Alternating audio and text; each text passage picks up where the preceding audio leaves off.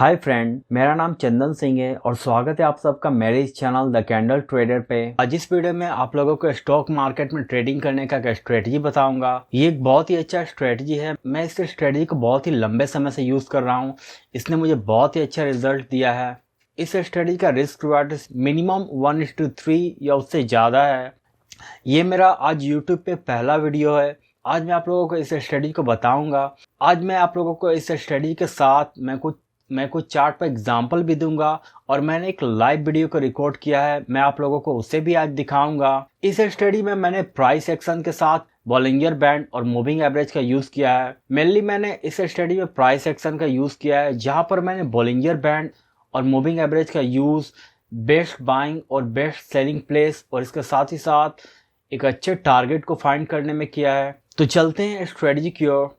और study start करने से पहले अगर आप लोगों ने मेरे इस चैनल को सब्सक्राइब नहीं किया तो इस चैनल को सब्सक्राइब कर दीजिए और सब्सक्राइब के साथ ही साथ इस वीडियो को लाइक और चैनल के नोटिफिकेशन बटन को भी प्रेस कर दीजिए, ताकि जब भी मैं कोई न्यू वीडियो डालूं उसका नोटिफिकेशन आपको मिल जाए। तो देर ना करते हुए चलते कंप्यूटर स्क्रीन की ओर। तो यहाँ पर इस चार्ट में आप जैसा कि आप देख सकते हैं, यहाँ पर मैंने इस चार्ट में दो इंडिकेटर को लगाया है, एक बॉलिंजर बैंड और दूसरा है मूविंग एवरेज। जैसा कि इस चार्ट में आप देख सकते हैं, ये रेड वाला लाइन मूविंग एवरेज है, ये 200 पीरियड मूविंग एवरेज है और ये ग्रीन वाला लाइन ये 8 पीरियड मूविंग एवरेज है। और ये जो है ये बॉलिंजर बैंड है, जिसमें कि ये येलो वाला लाइन ये बॉलिंजर बैंड का मिडिल लाइन है और ये अपर वाला लाइन ये ब्लैक अपर वाला लाइन ये बॉलिंजर बैंड का अपर लाइन है और ये वाला लाइन बॉलिंजर बैंड का लोअर लाइन है।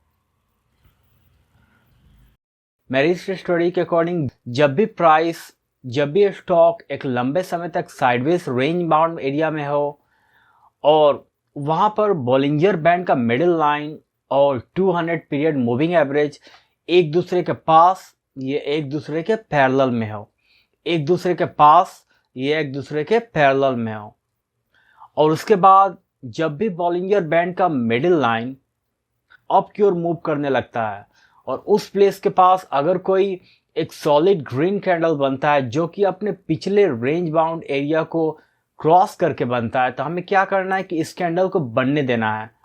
और जैसे ये कैंडल बन जाए उसके बाद हमें यहाँ पर बाई कर लेना है और बाई करने के तुरंत बाद ही इस सॉलिड कैंडल के बाद वाले कैंडल के नीचे हमें स्टॉप लॉस को लगा लेना है। और जब ये मार्केट अप की ओर मूव करने लगे और ये कंटिन्यू 3 या 4 ग्रीन कैंडल बना दे, तो हमें क्या करना है कि जो हमने इस स्टॉप लॉस को यहाँ पर लगाया था हमें इसे यहाँ से हटा देना है और हमें अब इस स्टॉप लॉस को वहाँ से मूव करके जिस प्लेस पे हमने बाई किया था वहाँ पे हमें लगा देना है। और हमें इस ट्रेड में तब तक बने रहना है जब तक कि ये हमारा स्टॉप बॉलिंजर बैंड का मिडिल लाइन और अप लाइन के बीच से होकर ऊपर की ओर मूव करते रहे। और ये जो बॉलिंजर बैंड का मिडिल लाइन है इसका डायरेक्शन अप की ओर होना चाहिए, कंटिन्यू अप की ओर होना चाहिए। ये साइडवेज इस तरह से झुका नहीं होना चाहिए, ये अप की ओर मूव करता होना चाहिए। अगर ये कैंडल बॉलिंजर बैंड का अपर लाइन को टच करते हुए मूव करता है और ये जो बॉलिंजर बैंड का मिडिल लाइन ये येलो लाइन है इसका डायरेक्शन अप की ओर है, तो हमें कभी भी सेल करके नहीं निकलना है, हमें कभी भी बेचना नहीं है, हमें उस ट्रेड में बने रहना है। और तब तक बने रहना है जब तक ये बॉलिंजर बैंड का ये मिडिल लाइन है ये साइडवेज ना होने लगे। और जब ये बॉलिंजर बैंड का मिडिल लाइन साइडवेज होने लगे और उस प्लेस पर कैंडल जब बॉलिंजर बैंड का मिडिल लाइन को क्रॉस करके नीचे आने लगे, तब हमें यहाँ पर सेल कर देना है। जब ये बॉलिंजर बैंड का मिडिल लाइन साइडवेज हो जाए और यहाँ पर जो कैंडल इस बॉलिंजर बैंड के मिडिल लाइन को क्रॉस कर दे, तब हमें यहाँ पर सेल करके निकल जाना है, तब हमें यहाँ पर अपने प्रॉफिट को बुक कर देना है। उससे पहले हमें स्ट्रेट से नहीं निकलना है।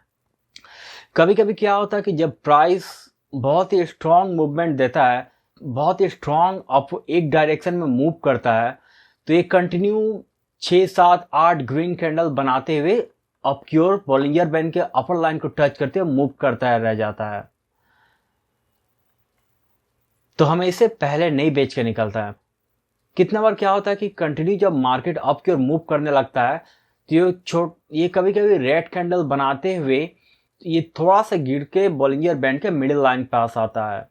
तो यहाँ पर बेसिकली इस पोजीशन पे क्या होता है कि जिन लोगों ने इन सभी प्लेस पर बाई किया है या इससे पहले बाई करके रखे हैं, जब मार्केट अप की ओर मूव करता है तो वो लोग सेल करना चालू कर देते हैं, वो लोग अपना प्रॉफिट को बुक करना चालू कर देते हैं।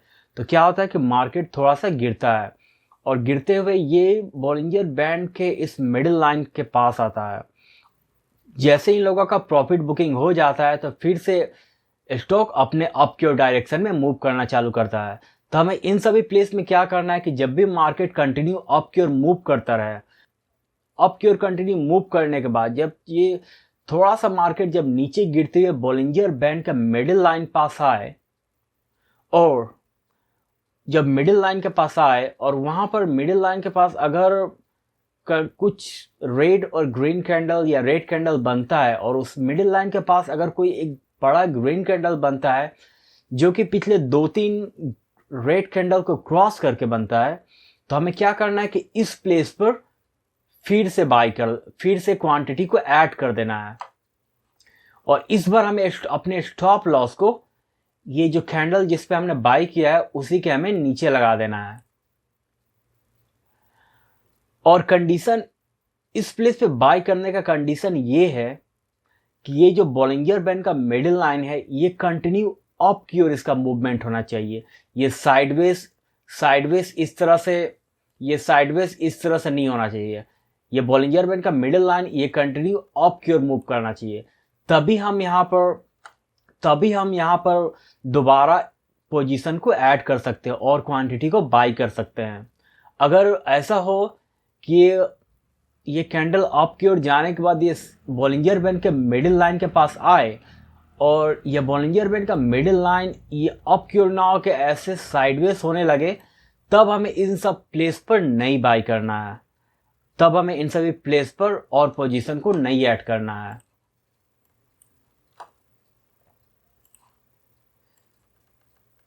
तब हमें इन सभी प्लेस पर और पोजीशन को ऐड नहीं करना है।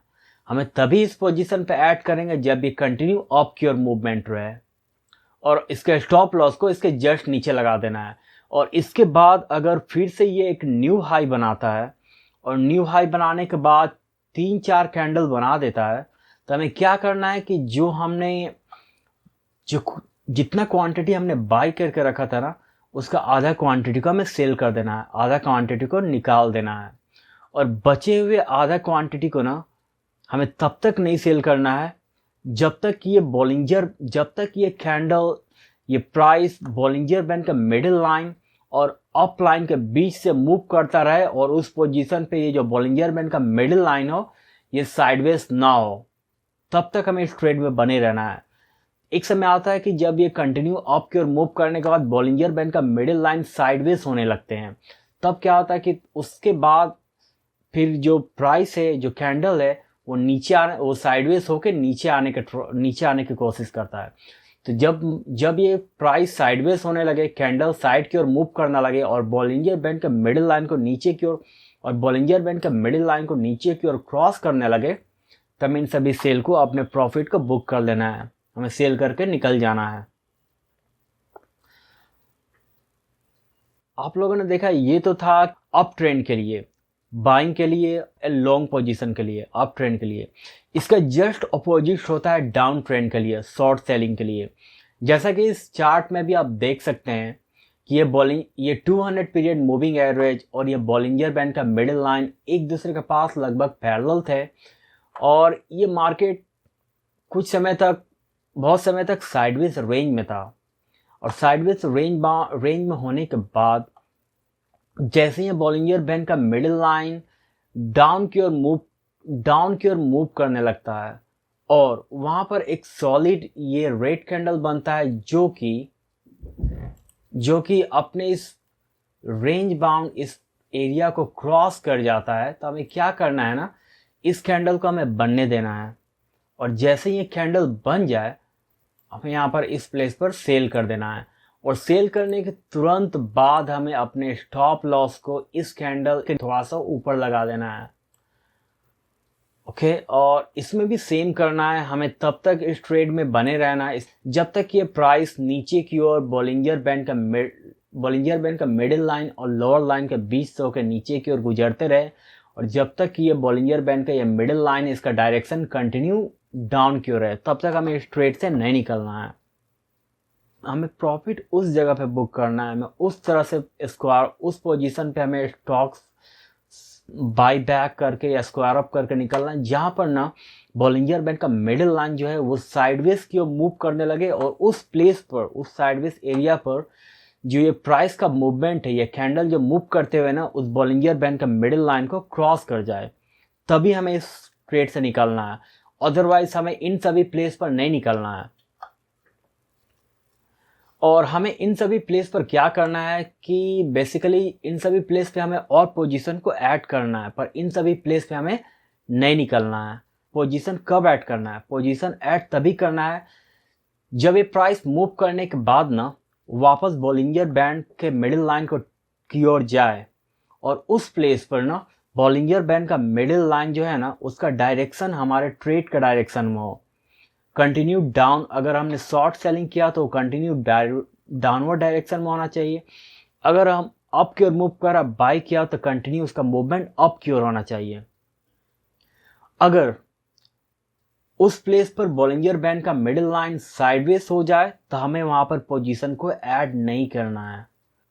हमें उस प्लेस पर तभी पोजीशन को ऐड करना है और क्वांटिटी को तभी ऐड करना है जब बॉलिंजर बैंड का मिडिल लाइन कंटिन्यू हमारे ट्रेड का डायरेक्शन में हो। और इस ट्रेड में और एक बात ध्यान रखना आप लोगों को कि जैसे कि मैंने बोला था ये बॉलिंजर बैंड कि इस ट्रेड के बिगनिंग में हमें ये देखना है कि ये 200 पीरियड मूविंग एवरेज और ये बॉलिंजर बैंड का मिडिल लाइन एक दूसरे के पैरेलल या पास भी होना चाहिए। एक दूसरे के पैरेलल हो या पास होना चाहिए, इसका डिस्टेंस बहुत ज़्यादा दूर नहीं होना चाहिए। ये बॉलिंजर बैंड का मिडिल लाइन और ये 200 पीरियड एक दूसरे के करीब पैरेलल हो, नहीं तो एक दूसरे के पास हो, जैसे कि इस तरह से।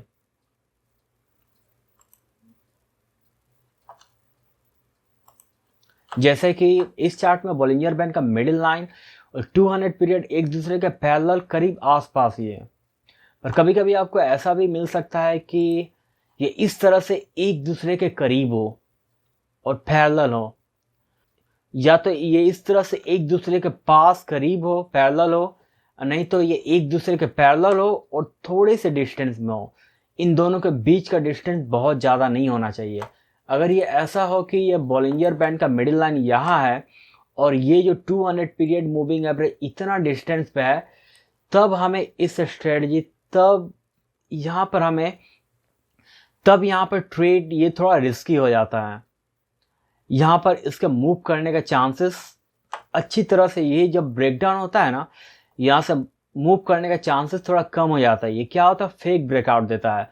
ये थोड़ा सा ऊपर जाएगा, जाते के साथ ही नीचे आके आपका स्टॉप लॉस हिट कर जाएगा।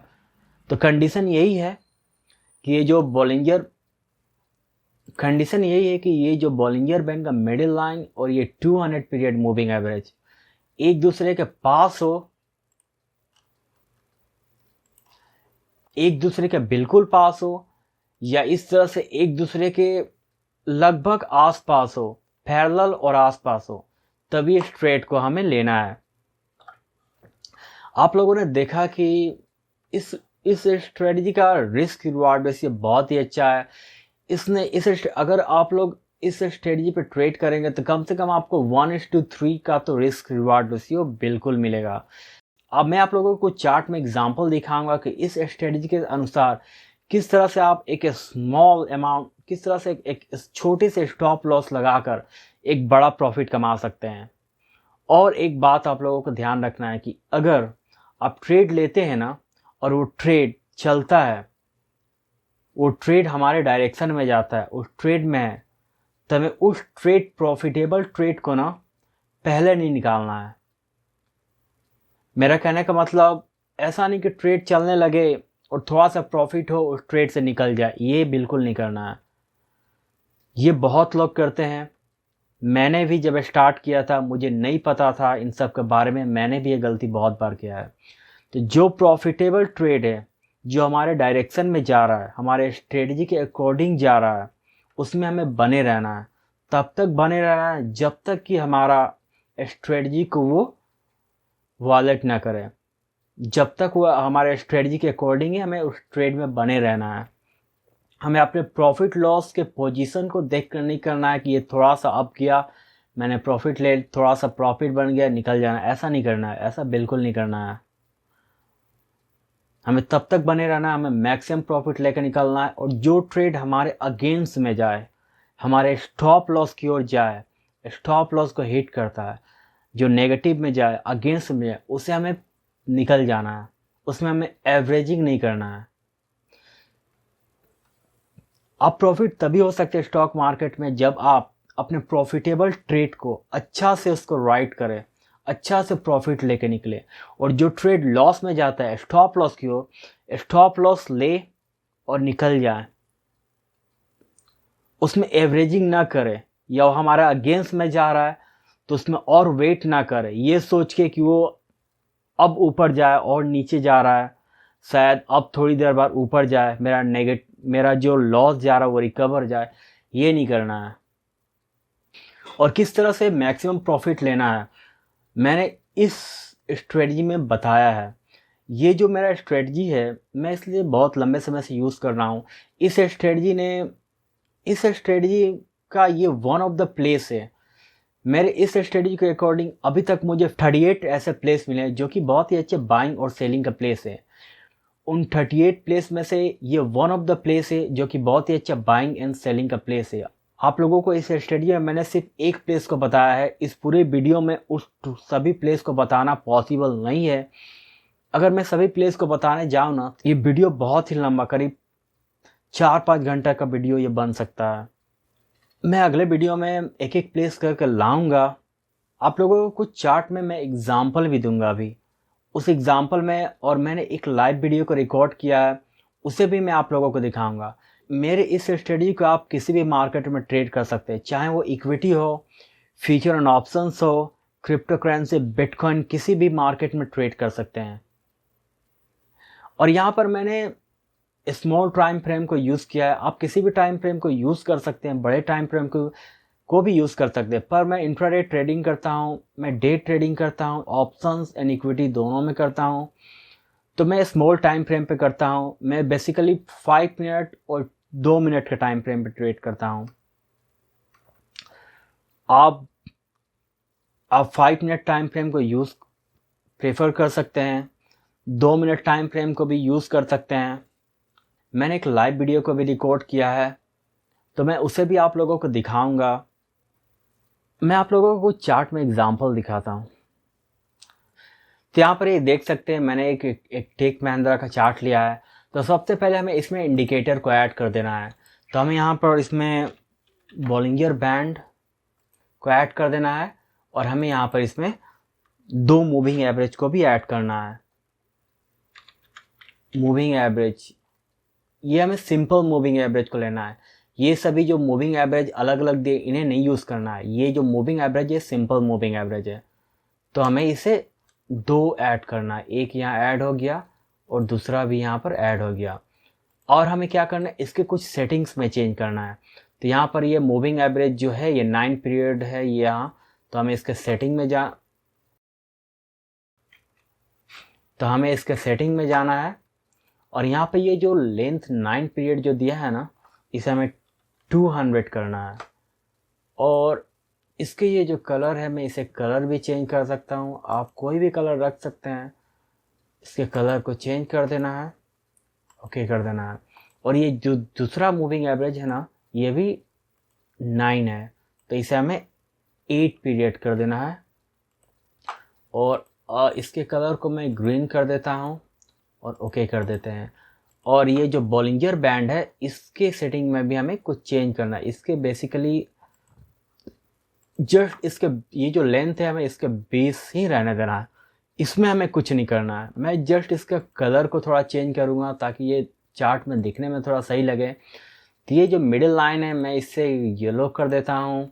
और ये अपर लाइन है, इसे वाइट कर देते हैं, वाइट। और ये लोअर लाइन को भी वाइट कर देते हैं। और ये जो बैकग्राउंड इसे मैं हटा देता हूँ और इसे ओके कर देते हैं, इसे क्लोज कर देते हैं। तो यहाँ पर ये हमारे चार्ट में ये जो है ये 200 पीरियड मूविंग एवरेज है, ये ग्रीन जो लाइन है ये 8 पीरियड मूविंग एवरेज है, और ये येलो लाइन बॉलिंजर बैंड का मिडिल लाइन, ये ऊपर बॉलिंजर बैंड का अपर लाइन और ये बॉलिंजर बैंड का लोअर लाइन।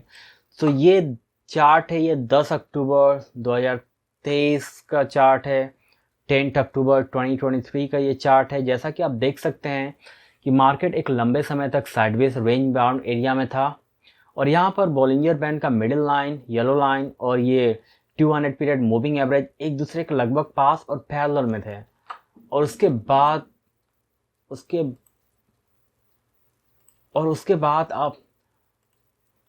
उसके बाद देख सकते हैं कि जैसे यहाँ पर से ये बॉलिंजर बैंड का मिडिल लाइन अप की ओर मूव करना चालू करता है, और उसके बाद आप देख सकते हैं कि यहाँ पर एक सॉलिड ग्रीन कैंडल बनता है जो कि अपने इस रेंज बाउंड एरिया को ना क्रॉस करके बनता है।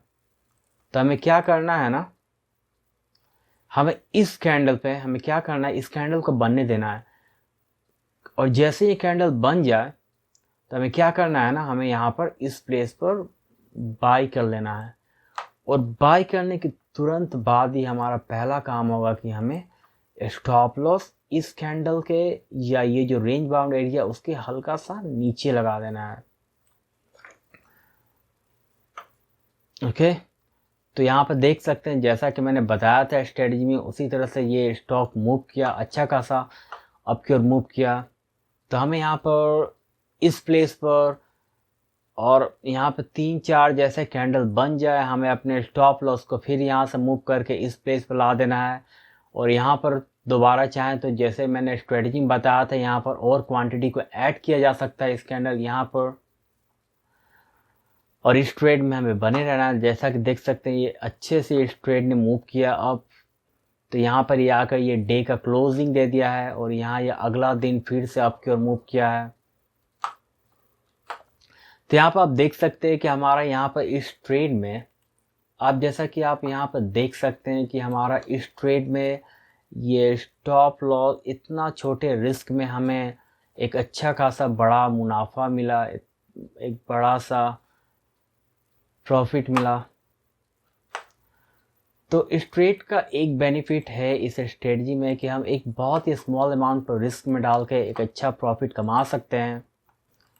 तो यहाँ पर आप देख सकते हैं कि यहाँ पर और एक एग्जांपल में ये डॉक्टर रेड्डी लैब्स का एक चार्ट है। आप देख सकते हैं कि मार्केट एक लंबे समय तक साइडवेज एरिया में था, और ये बॉलिंजर बैंड का मिडिल लाइन और ये 200 पीरियड मूविंग एवरेज एक दूसरे के पास लगभग पैरेलल थे, और इसके बाद यहाँ से जैसे ही बॉलिंजर बैंड का मिडिल लाइन अप की ओर मूव करना चालू किया, और यहाँ पर आप देख सकते हैं कि यहाँ पर एक सॉलिड ग्रीन कैंडल बनता है जो कि इस रेंज बाउंड एरिया को क्रॉस करके बनता है, जो कि इस रेंज बाउंड एरिया को ना क्रॉस करके बनता है।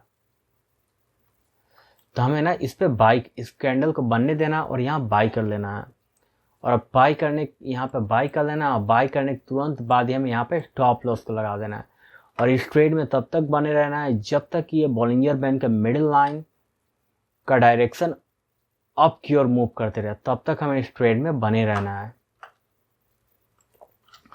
और यहाँ पर देख सकते हैं कि यहाँ पर ये साइडवेज मूव करने के बाद यहाँ पर एक ये कैंडल ग्रीन कैंडल बनाता है जो कि अप की ओर मूव तो करता है पर ये क्लोजिंग नहीं देता है, ये क्लोजिंग वापस उसी रेंज में आकर देता है। तो यही रीज़न था कि मैंने इस स्ट्रेटजी में बताते समय बताया था कि हमें तभी इस प्लेस पे बाई करना है ना जब वो कैंडल बनते हुए हमें कुछ डिसीजन नहीं लेना है। कैंडल ख़त्म होने के बाद कितना बार ऐसा होता है कि एक सॉलिड कैंडल बनना चालू होता है उस रेंज बाउंड एरिया के बाद, अप की ओर जाता है पर वो क्लोजिंग अप में नहीं देता है, वापस नीचे आ जाता है या उसी रेंज में आ जाता है। तो इसलिए हमें कैंडल को कंप्लीट बनने का वेट करना है, तभी हमें इसमें एंटर करना है। मैं आप लोगों को कुछ और एग्जांपल दिखाता हूँ, और ये मेरा स्ट्रेटजी ना सभी मार्केट में एप्लीकेबल है। आप इक्विटी, फ्यूचर और ऑप्शन जिस चीज़ में चाहे ट्रेड कर सकते हैं। मैं फ्यूचर और ऑप्शंस में ट्रेड करता हूँ और साथ ही साथ इक्विटी में भी ट्रेड करता हूँ। तो जैसे कि ये आप देख सकते हैं इन्फोसिस का चार्ट है, ये 4 अक्टूबर का है, ये 4 अक्टूबर 2023 का है। तो यहाँ पर भी देख सकते हैं market sideways range bound area में था और यहाँ पर बॉलिंजर बैंड का मिडिल लाइन और 200 पीरियड एक दूसरे के पैरेलल और आसपास थे। और जैसे ही ये बॉलिंजर बैंड का मिडिल लाइन अप की ओर मूव करना चालू करता है और यहाँ पे एक सॉलिड कैंडल बनता है जो कि इस रेंज बाउंड एरिया को क्रॉस करके बनता है, तो मार्केट यहाँ से कंटिन्यू अप की ओर मूवमेंट दे देता है। और मैं आप लोगों को अब कुछ, ये तो मैंने आप लोगों को अप डायरेक्शन की ओर बाई का कुछ एग्जांपल दिया, लॉन्ग पोजीशन का कुछ एग्जांपल दिया। मैं आप लोगों को कुछ शॉर्ट सेलिंग का भी दिखाता हूँ डाउनवर्ड डायरेक्शन में। तो बेसिकली यहाँ पर मैं आपको दिखाता हूँ, ये है बैंक निफ्टी ऑप्शंस का। तो यहाँ पर भी आप देख सकते हैं ऑप्शंस में, हाँ यहाँ पर भी ये स्ट्रेटजी आता है। तो आप देख सकते हैं यहाँ पर मार्केट ये डाउनवर्ड, यहाँ पे अच्छे समय खासे समय तक market sideways range bound area में था और जैसे ही यहाँ पर एक सॉलिड ग्रीन रेड कैंडल बनता है जो कि साइडवेज रेंज बाउंड एरिया में वो क्रॉस कर देता है, यहाँ से बॉलिंजर बैंड का मिडिल लाइन डाउनवर्ड डायरेक्शन में, तो यहाँ से एक कंटिन्यू यहाँ से मार्केट गिरने लगता है। तो आप यहाँ पर सेल कर सकते हैं, शॉर्ट सेलिंग या पुट खरीद सकते हैं और यहाँ पर हमें इसके ऊपर जस्ट यहाँ पे स्टॉप लॉस लगा देना है।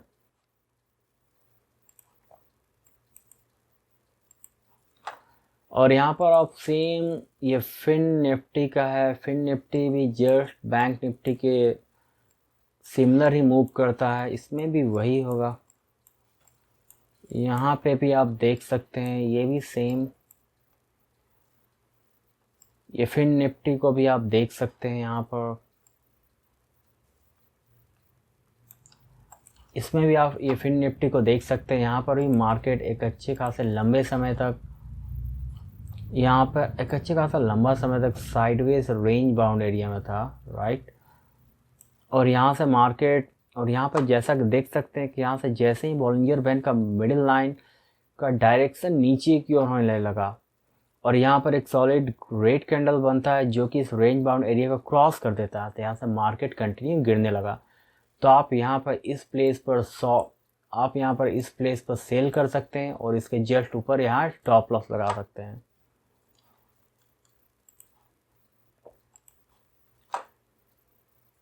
तो आप जैसा कि देख सकते हैं कि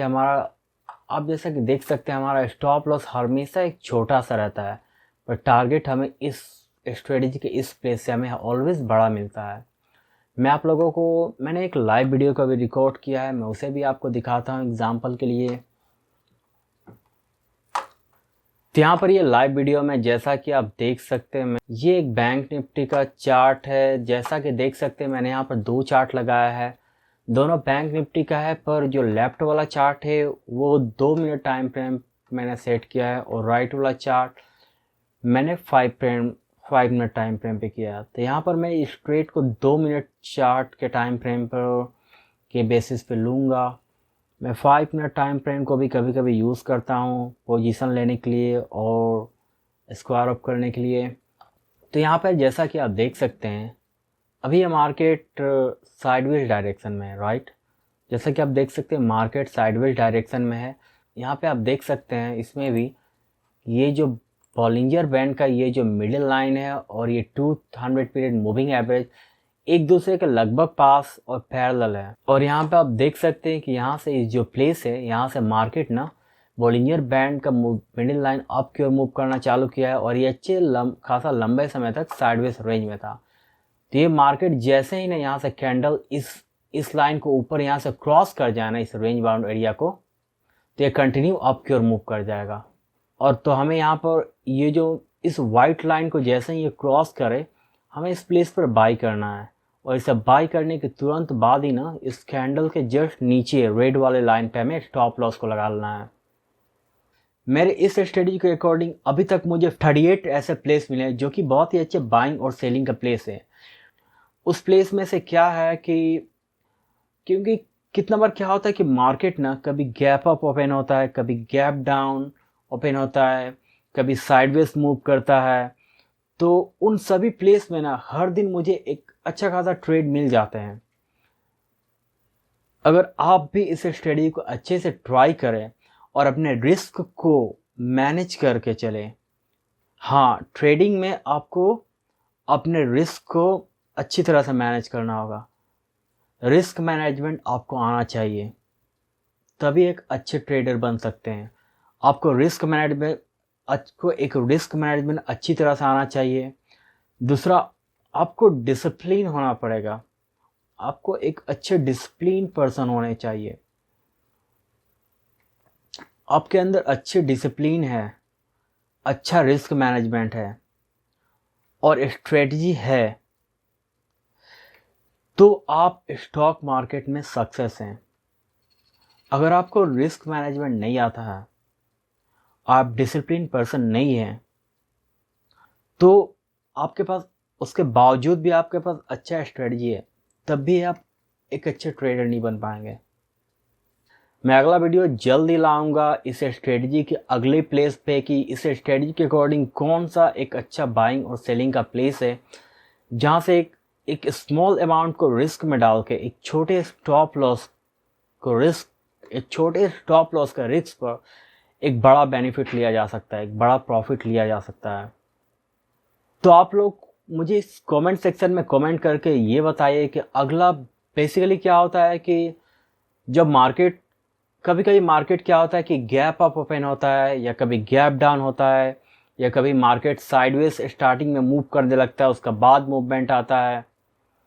तो आप लोग मुझे कमेंट सेक्शन में बताएं कि आप लोग अगला वीडियो किस टॉपिक पर चाहते हैं, मेरे इस स्ट्रेटजी को किस प्लेस पर चाहते हैं।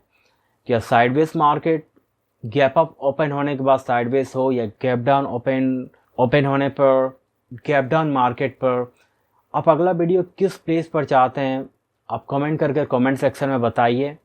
मैं उस पर अपने इस स्ट्रेटजी के अकॉर्डिंग एक बेस्ट बाइंग और सेलिंग प्लेस बताऊंगा, जहां पर आप एक अच्छे प्लेस पर बाइंग या सेलिंग कर अच्छा मुनाफा कमा सकते हैं, एक स्मॉल अमाउंट को रिस्क में डालकर, एक स्मॉल स्टॉप लॉस के रिस्क पर।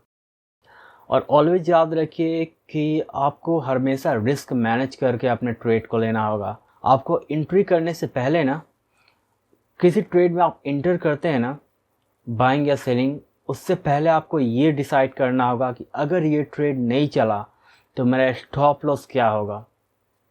अगर मैंने इस प्लेस पे बाई किया है और मेरा स्टॉप लॉस ये है, अगर ये ट्रेड यहाँ से ऊपर नहीं जाता, नीचे आता है, तो मैं अपने इस स्टॉप लॉस पर ना निकल जाऊंगा। अगर ये कंटिन्यू मार्केट नीचे गिरते रह जाए तो हमें इस बात का वेट नहीं करना है कि शायद ये नीचे जाने के बाद दोबारा ऊपर आए। नहीं, अपने स्टॉप लॉस पर निकल जाना है। हमें ऑलवेज छोटा लॉस लेना है। पर जब भी ये मार्केट यहाँ पर रहे और मैंने यहाँ पर बाई किया है और मार्केट हमारे डायरेक्शन में मूव करता है ना, तो हमें प्रॉफिट हो तो तुरंत प्रॉफिट को लेके नहीं निकलना है। जब तक वो हमारे स्ट्रेटजी के अकॉर्डिंग मूव करता रहे ना, हमें उस ट्रेड में बने रहना है। हमें ऑलवेज बड़ा प्रॉफिट को लेना है और स्टॉप लॉस ऑलवेज हमारा छोटा होना चाहिए।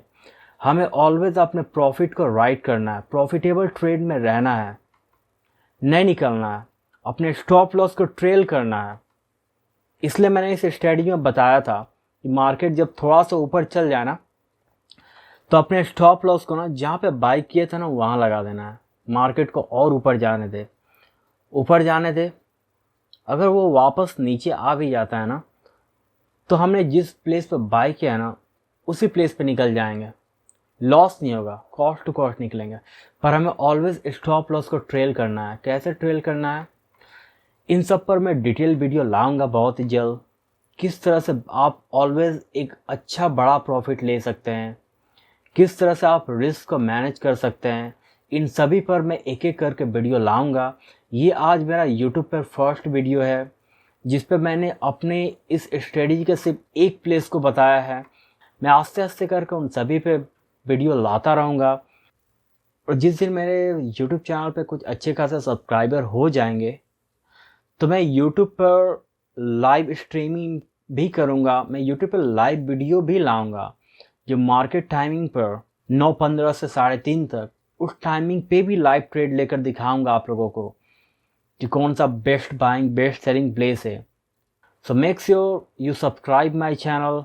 आप इस चैनल को सब्सक्राइब करिए और इस वीडियो को भी लाइक करिए, और अपने फ्रेंड के साथ, फैमिली मेम्बर जो भी स्टॉक मार्केट में ट्रेडिंग में इंटरेस्टेड है, उनके साथ भी इस वीडियो को आप शेयर करिए। तो वीडियो देखने के लिए धन्यवाद। मिलते हैं अगले वीडियो में, तब तक के लिए नमस्कार।